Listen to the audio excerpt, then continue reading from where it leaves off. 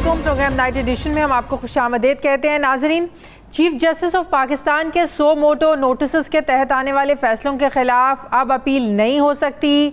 बड़ा बेंच बनेगा, ना ही माजी के फैसलों की को पटारी खुल सकेगी। हुकूमत के जाते ही यानी कौमी असम्बली की तहलील के एक रोज़ बाद ही सुप्रीम कोर्ट ने सो मोटो नोटिस पर एक बड़ा फैसला आज दिया है।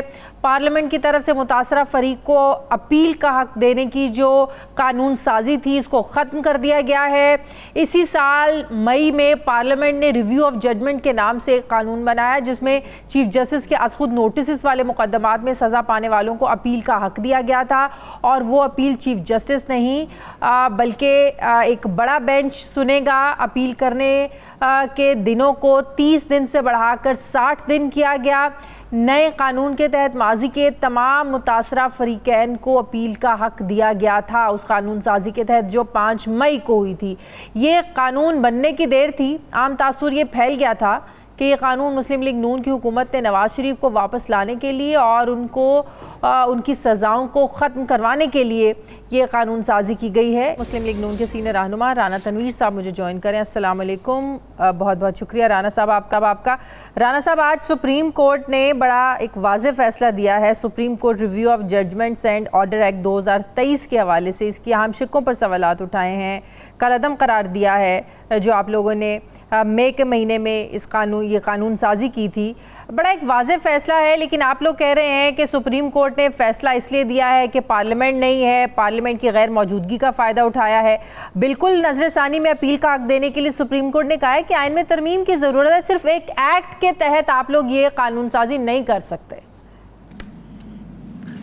देखिए, ये मैं बताऊँ शादिया, जो सुप्रीम कोर्ट के फैसले हैं स्पेशली ऐसे केसेस जिसपे पॉलिटिकल लोग इन्वॉल्व होते हैं या पॉलिटिक्स इन्वॉल्व होती है, और दूसरी वो कैटेगरी जो पार्लियामेंट लेजिस्लेशन करती है उसकी इंटरप्रिटेशन जिस तरह ये करते हैं या उसकी इंटेंट पे नहीं जाते, तो मैं समझता हूँ ये एक लंबी हिस्ट्री है। आप उठा के देखें हाउस ऑफ कॉमन के या जहाँ भी इस किस्म की वो डिबेट भी देखते हैं कि लेजिस्लेटर की इंटेंशन क्या थी ये लेजिस्लेशन करते हुए, लेकिन अनफॉर्चुनेटली ये अपनी इंटरप्रिटेशन करते हैं 63A की जिस तरह। लेकिन माजरत के साथ जब आप लोग ये लेजिस्लेशन कर रहे थे, ये कानून साजी हो रही थी, तो उसी वक्त ये एक तासुर फैल गया था कि नवाज शरीफ को वापस लाने के लिए, उनकी सज़ाएं ख़त्म करवाने के लिए, उनका इलेक्शन अगले इलेक्शन में हिस्सा लेने के लिए आप लोग ये सब करें। इस कानून साजी को पर्सन स्पेसिफिक कानून साजी का नाम दिया जा रहा था।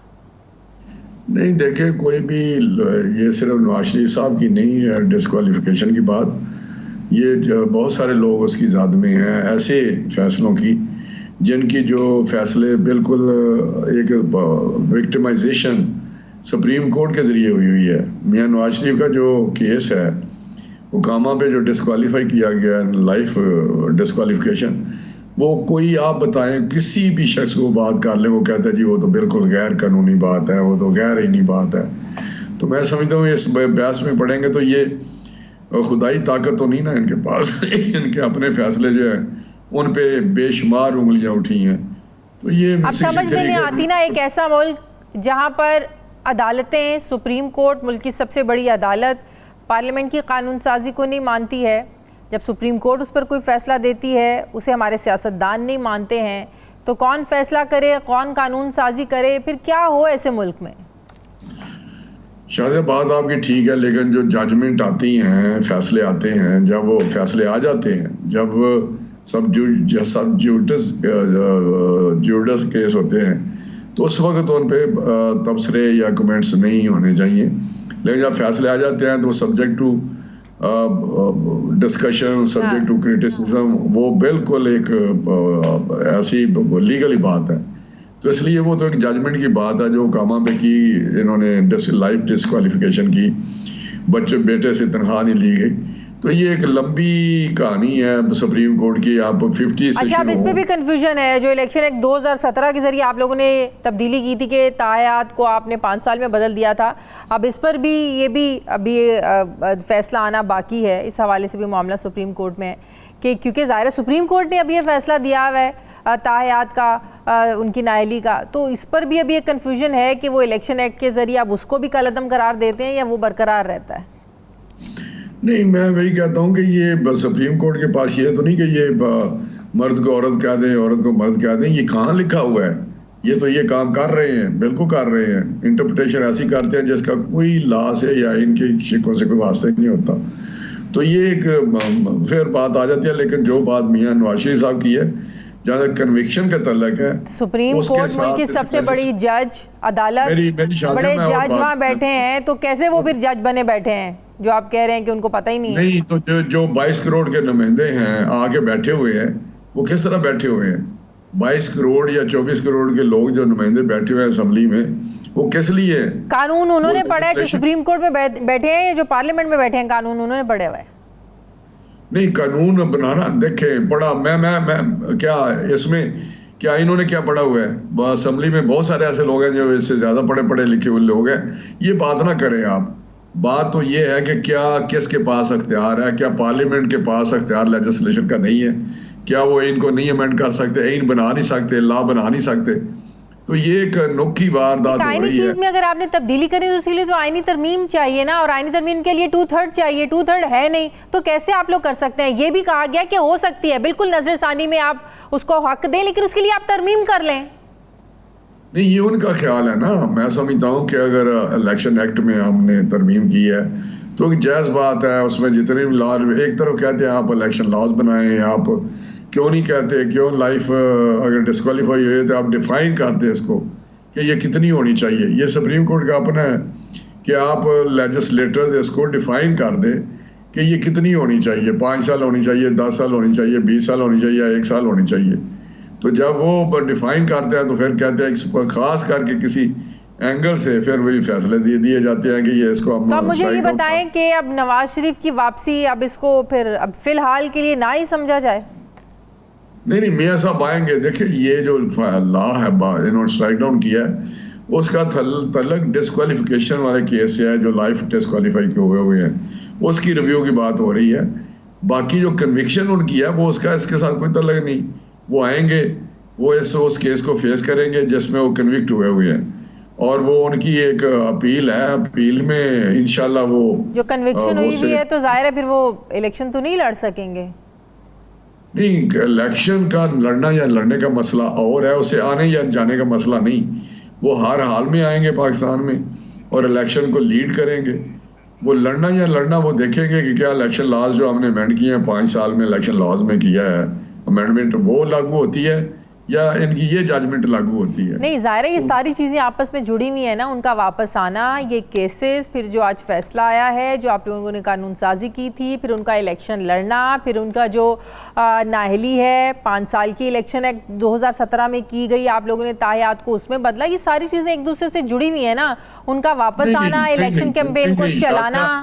शाजिया, आप बात को मैं क्लियर कर दूं आपको, इसमें कोई जुड़ी हुई नहीं। देखिए, 2-3 मुख्तलिफ चीज़ें हैं। एक तो है कि उनका पाकिस्तान में आना, पाकिस्तान में आएंगे इंशाल्लाह, इलेक्शन से पहले आएंगे, इलेक्शन को लीड करेंगे, इलेक्शन अपनी पार्टी को इलेक्शन कैंपेन में वो हिस्सा लेंगे। वो कायद है, वो सुप्रीमो हैं और वो करेंगे। दूसरी वो जो बात है कि वो इलेक्शन लड़ सकते हैं या नहीं लड़ सकते, वो डिस्क्वालिफिकेशन के साथ तल्लक है। डिस्क्वालिफिकेशन लॉ लाइफ डिस्क्वालीफाई इन्होंने किया हुआ है, जिसके लिए हम समझते हमारा हक है कि फुल बेंच बैठे और उसको देखे क्या वो वाकई उसके वो बेसिस थे या एक ऐसे ही विक्टिमाइजेशन हुई है, और वो हमारा हक है। वो बात एक दूसरी है। तीसरी बात कन्विक्शन की है। वो आएंगे, उसको फेस करेंगे, चाहे वो जेल उनको जाना पड़े, और वहाँ से वो अपनी अपील का इंतज़ार करेंगे। इंसाफ हम इंशाल्लाह तो करते हैं, इंसाफ मिलेगा और वो जजमेंट सेटिस्फाइड हो जाएगी। वो तो इलेक्शन तो इस चीज़ का इंतज़ार नहीं करेंगे? नहीं, इलेक्शन का इंतजार नहीं करेंगे, लेकिन इलेक्शन अभी मेरा हाल 6 महीने लगेंगे। वो तो सितंबर में आएंगे इंशाल्लाह, इसमें कोई शक नहीं। वो आएंगे और इलेक्शन। अच्छा, मेरी बात सुनिए, इलेक्शन अगर नहीं भी लड़ते तो अपनी पार्टी को वो इलेक्शन लड़ाएंगे। ये तो कोई आप बात ना, उसके साथ ये जुड़ी हुई नहीं है कि जरूरी है। यही तो मैं बात कर रही हूँ कि आप कहते हैं कि वो आएंगे, पार्टी को लड़ाएंगे, कैंपेन भी करेंगे। शहबाज शरीफ साहब ने भी कहा 2 दिन पहले के इंटरव्यू में कि वो आएंगे और अपनी पार्टी की जो कैंपेन है उसको लीड करेंगे। लेकिन जब वो कन्विक्टेड होंगे, बाहर रह के कैसे वो लीड कर सकते हैं फिर? क्यों नहीं कर सकते? कैसे कर सकते हैं? क्यों क्यों वो मेरा अल-अज़ीज़िया में वो कहाँ से गए थे बाहर? लंदन, जेल से अस्पताल, अस्पताल से लंदन, वापस आएंगे तो उन्हें कहाँ जाना होगा? वो तो मैं कहता हूँ, अगर जेल में वो आएंगे, वो जेल में जाएंगे, तो जेल से वो इलेक्शन पिछले 2018 में वो किधर थे? उन्होंने हमारे कैंपेन भुगता भी ना बाहर कैंपेन कौन कर रहा था? वो तो अंदर बैठे हुए थे। अब तो आप बात करेंगे कैंपेन उन्होंने करनी है। अब जेल में बैठे तो कैंपेन नहीं करेंगे ना वो। शाजिया वो आएंगे, वो जेल जाएंगे, अपनी अपील दायर करेंगे और इंशाल्लाह उनको इंसाफ मिलेगा, उनको बिल्कुल वो बाहर आएंगे और इलेक्शन कैंपेन में वो होंगे, ये मैं आपको बता रहा हूँ। अच्छा, वो आएंगे भी, जेल भी जाएंगे, और जेल में जब वो जाएंगे बाहर उनके केसेस लड़े जाएंगे, वापस आएंगे, फिर वो कैंपेन्स में हिस्सा लेंगे, ऐसे ही है? बिल्कुल ऐसे ही है, इंशाल्लाह वो आएंगे, उनको बेल में मुझे यकीन है पहली बेल मिल जाएगी, लेकिन अगर चंद दिन के लिए हुआ तो बिल्कुल वो प्रोसेस में जाएंगे और अदालतों से इंसाफ की तवक्को है हमें, बिल्कुल ये, क्योंकि उस वक्त शायद अदालतें ज़रा मुख्तलिफ हों। ओह, देखा, बात तो वही होगी ना, 16 सितंबर के बाद तो अदालतें मुख्तलिफ होने ही वाली हैं। इसी अब आखिरी, मुझे लगता है अब आप लोगों की आखिरी उम्मीद वो बच गई है। नहीं, हमें इंसाफ आखिर ऊपर अल्लाह ताला की ताकत भी तो है ना यार, पहले भी तो अल्लाह ताला की ताकत देखी है ना आपने। सही। निगरान वज़ीर आज़म का फैसला कब होगा? एक मुलाकात हो गई, उसमें कोई नतीजा सामने नहीं आया प्राइम मिनिस्टर का, अपोजिशन लीडर का। दूसरी मुलाकात कल है, तो फैसला हो चुका है, सिर्फ ये अब फॉर्मेलिटीज़ हैं सामने लाने में, या पार्लियामेंट्री कमेटी तक सूरत हाल जा सकती है? राना साहब। शाजिया, मैं आपको बताऊं, ये हम इतने इम्पेशेंट हैं कि पहले दिन से कौन, बल्कि असम्बली डिजॉल्व होने से पहले ही कोई 10 दिन पहले 15 दिन इतना चीख चाड़ा था कि फलां फलां फलां, एक लंबी लिस्ट, आप पता नहीं 20 नाम गुजर गए हैं, प्राइम मिनिस्टर फलां, प्राइम मिनिस्टर फलां, केयर टेकर प्राइम मिनिस्टर। मुझे बजाय एक आइन में एक तरीकाकार तयशुदा है, 3 दिन इधर लगेंगे, फिर 3 दिन पार्लियामेंट्री कमेटी में लगेंगे, फिर 2 दिन इलेक्शन कमीशन के पास है। तो मैं समझता हूँ ये चीज़ होनी है ना। अगर आज क्यों इतने पेशेंट है जी, जो कल होनी है आज बता दें भाई, कल पता चल जाएगा, कल पता नहीं चलेगा, परसों पता चल जाएगा। अब दिन तो चंद, मतलब क्या आप ये कह रहे हैं कि पार्लियामेंट्री कमेटी में भी जा सकता फैसला, फिर वहां से चीफ इलेक्शन कमिश्नर को भी जा सकता है, वहां भी जा सकता है। एक तरीकाकार है, इन्हीं तरीकाकार है। अगर इत्तेफाक नहीं होता प्राइम मिनिस्टर और लीडर ऑफ द अपोजिशन के दरमियान, लीडर ऑफ द हाउस और लीडर ऑफ द अपोजिशन, तो फिर पार्लियामेंट्री कमेटी के पास जाएगा। अगर वहां भी वो एक किसी नाम पे इत्तेफाक नहीं करते, लीडर ऑफ ऑपोजिशन की इतनी जुर्रत है कि वो इनकार कर सकें या इत्तेफाक ना करें? नहीं, क्या वो आप उसको क्या समझे? राजा रियाज एक सियासी आदमी है, उसकी एक लंबी इनिंग है वो, ये आप नो डाउट इस चीज पे तो कोई इनकार ही नहीं है, लेकिन जिस तरह के ऑपोजिशन लीडर या उनकी जो कारकर्दगी पिछले 15 महीनों में हमने देखी है, वो ऑपोजिशन लीडर वाली तो नहीं है। आप मुझे बताएं, ऑपोजिशन लीडर वाला कोई एक उन्होंने खड़े होकर आप लोगों के खिलाफ कोई एहतजाज किया हो, कोई बिजली महंगी होने पर, कोई महंगाई होने पर, कोई एक मुझे उनका एक्ट बता दें जो ऑपोजिशन लीडर वाला हो, कोई एक बता दें। अगर एक संजीदगी के साथ इश्यूज को उठाया है और उसके साथियों ने भी उठाया है, वहां जितने भी लोग बैठे हुए थे उन्होंने तकरीर उठाकर उनकी देखें, किस चीज पे नहीं उन्होंने बात की। लेकिन अगर समझते हैं कि हाँ वहाँ पे शोर शराबा होता, वहाँ गाली गलौज होता, वहाँ कागज फाड़े जाते, तो मैं समझता हूँ कि आप किसी तरफ तो रुक जाएं, किसी तरफ आप लोग भी रुक जाएं किसी तरफ। बहुत बहुत शुक्रिया मुस्लिम लीग नून के सीनियर रहनुमा राना तनवीर हुसैन साहब मेरे साथ है, बहुत शुक्रिया। मुझे ब्रेक लेनी है, वापस आते हैं वक्फे के बाद।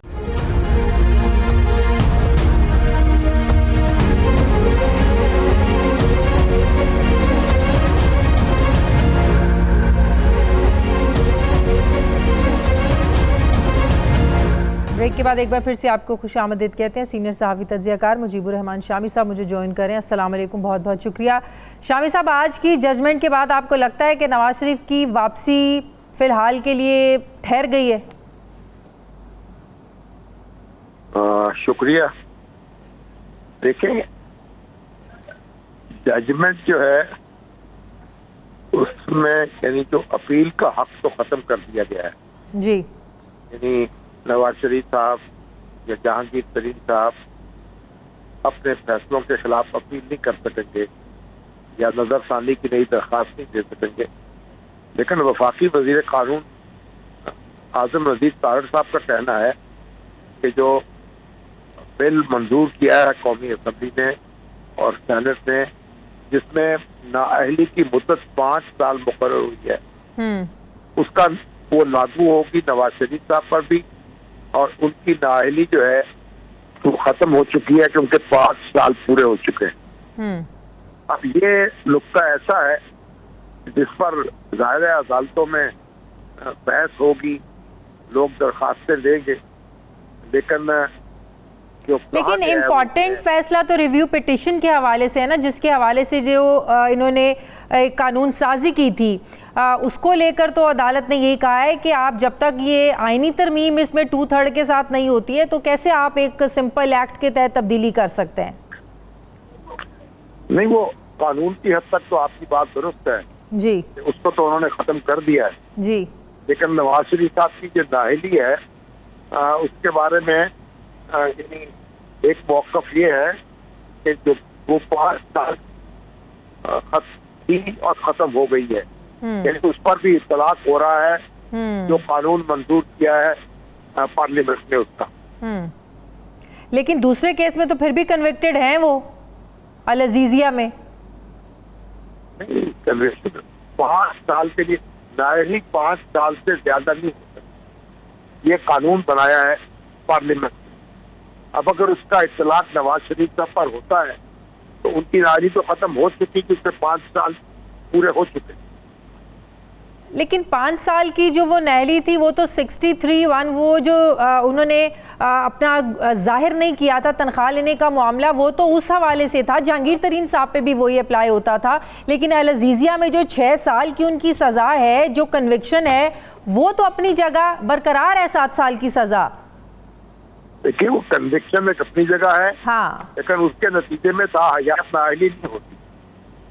लेकिन अभी ये भी एक कंफ्यूजन, हयात नाअहली एक बिल्कुल मुख्तलिफ बात है, हाँ, और सजा एक बिल्कुल मुख्तलिफ बात है। लेकिन अभी कुछ माहिरीन कानून कह रहे हैं कि इस पर भी अदालत ने अभी फैसला करना है कि इसको भी एक एक्ट के जरिए तब्दीली को माना जाएगा, या इसके लिए भी होगा कि आईनी तरमीम की जरूरत है। तो फिर अदालत में मामला जाएंगे तो फिर अदालत को फैसला करना होगा। सही, तो आपको इस तनाजुर में लग रहा है कि अब सारे मामला जुड़े थे नवाज शरीफ साहब की वापसी से, अगर नवाज शरीफ की वापसी ताख़ीर से होगी, या सारी चीज़ें प्लान भी उस हवाले से ही होंगी, निगरान सेटअप कैसा होगा, फिर आपके इलेक्शंस कब होंगे, क्योंकि मुस्लिम लीग नून तो यही चाह रही थी कि अब नवाज शरीफ साहब वापस आ जाएंगे, 4, 5, 6 महीने में इलेक्शंस हो जाएंगे, वो कैंपेन भी रन करेंगे, इलेक्शंस में हिस्सा भी लेंगे, तो अब मामलात आपको लगता है कि लेट होंगे? नवाज शरीफ साहब के आने से या ना आने से तो दूसरे मामला जो हैं वो मेरा ख्याल है कि मौखर नहीं होंगे, लेकिन मेरा ख्याल है कि वो अपना मुकदमा देंगे और मिल जाएगी, इस बात का इम्कान मौजूद है।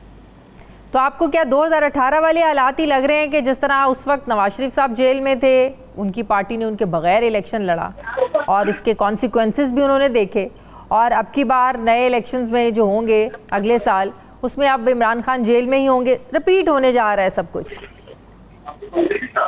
हाँ, आप ये कह सकती हैं, लेकिन अब बस तारीख तो फिर अपने आप को दोहराती रहती है।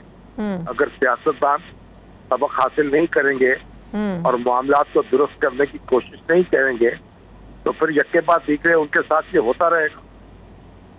ठीक है, निगरान वज़ीर-ए-आज़म के हवाले से क्या खबरें आपके पास शामी साहब? मेरे पास तो कोई खबर नहीं है, अभी मुशावरत जारी है। अभी शहबाज शरीफ साहब ने कहा है तो उनके पास 8 दिन बाकी हैं जी, और ये प्रोसेस उसमें मुकम्मल हो जाएगा। ठीक है, बहुत बहुत शुक्रिया मुजीबुर रहमान शामी साहब, सीनियर सहाफ़ी तज्ज़ियाकार मेरे साथ थे। बहुत शुक्रिया आपका। प्रोग्राम का वक्त ख़त्म हो गया, फीडबैक ज़रूर दें, अपना ख्याल रखें, मुझे इजाज़त दें, अल्लाह हाफ़िज़।